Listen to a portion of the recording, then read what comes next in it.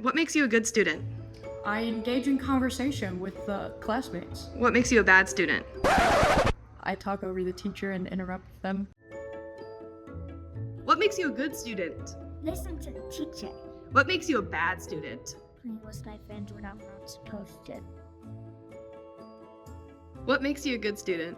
I arrive an hour early before class every day. What makes you a bad student? I'm tired by the time it starts. What makes you a good student? When I help students who need help, like my classmates, And what makes you a bad student? goofing around with my friends when I'm not supposed to. What makes you a good student? Being a good friend. What makes you a bad student? I talk too much. What makes you a good student?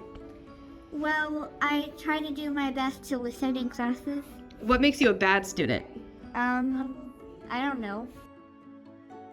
What makes you a good student? I'm a really good listener. What makes you a bad student? I also always forget the combination as soon as we start.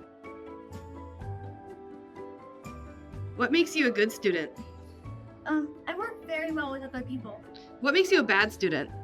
Well, I don't always pay attention.